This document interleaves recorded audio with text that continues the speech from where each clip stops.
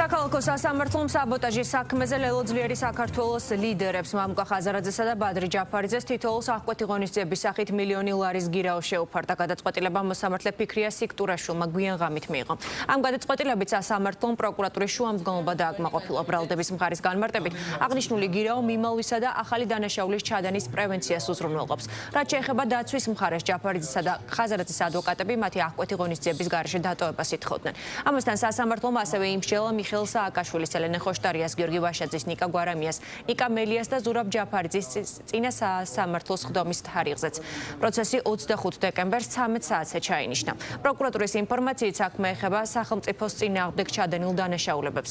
საბოტაჟს უცხო ქვეყნისთვის მტრულ საქმიანობაში დახმარებას, საქართველოს კონსტიტუციური წყობილებისა და ეროვნული უშიშროების საფუძვლების წინააღმდეგ მიმართული საქმიანობის დაფინანსებას და საქართველოს კონსტიტუციური წყობილების ძალადობით შეცვლისკენ ან სახელმწიფო ხელისუფლების დამხობისკენ მოწოდებას.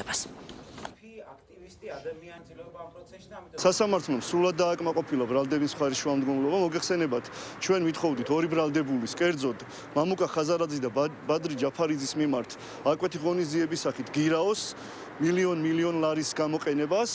ეს შუამდგომლობა დააკმაყოფილდა და აღნიშნული ოდენობით შეეფარდათ აღნიშნულ ბრალდებულებს გირაო, ხოლო სხვა ბრალდებულების მიმართ, როგორც მოგეხსენებათ, ვითხოვდით მხოლოდ წინა სასამართლოს თომის ვადის განსაზღვრას, ვინაიდან ეს ბრალდებულები, სადაც ზოგი პენიტენციურ დაწესებულებაში იხდის საჯელს განაჩენის საფუძველზე, ხოლო ერთი ბრალდებული კი ეს ბრალდებულს აღკვეთი ღონისძიებად შეფარდებული აქვს საპატიმრო გირაო და იმყოფება საპატიმრო დაწესებულებაში. ეს არის პოლიტიკური ოპონენტებისადმი ანგარიშწორების საუკეთესო მაგალითი, როდესაც არანაირი მტკიცებულება არ არსებობს.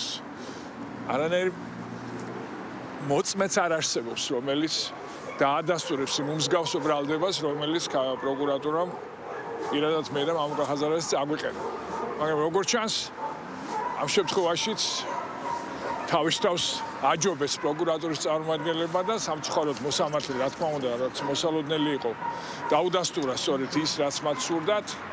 გირაო შეფარდება ასტრონომიული ციფრით. ქართულმა ოცნებამ წარმოდგენილი ბრალდებით, როგორც იურიდიული კვალიფიკაციით, სისხლის სამართლის კოდექსის 319 მუხლით, ასევე ბრალდების ფორმულირებით, რაც პროკურორმა შინაარსი აღწერა, საქართველოს მტრულ სახელმწიფოდ გამოაცხადეს უკრაინა და დასავლეთის ყველა ის ქვეყანა, ვინც დაასანქცირა ადამიანის უფლებათა დარღვევებში ხილებული საჯარო მოხელეები, პოლიტიკური თანამდებობის პირები, ვინც ამის პასუხისმგებლები არიან. რეპლიკების ეტაპის შემდეგ პროკურორმა თქვა, რომ ადვოკატებმა ამ საკითხებზე კითხვების არ დასვანო, იმიტომ რომ არ არსებობს ხალხო აგერა მაქვს ბრალის დადგენილება, ერთ ფურცელზე არის ჩამოწერილი, სრული სამართლებრივი ბოდვა და მარაზმი, კოლექტიური მართლმსაჯულება დააბრუნეს ამ ქვეყანაში, ამათმა კოლექტიური შუა საუკუნეებში ვართ მე მგონი, ვინ საერთოდ რა გააკეთა, რა შეედავებიან, კაც შრმა არის ის ბრალი რა გააკეთა, ვეკითხებოდით ადამიანებს მოგვიტანეთ ერთი მტკიცებულება მაინც,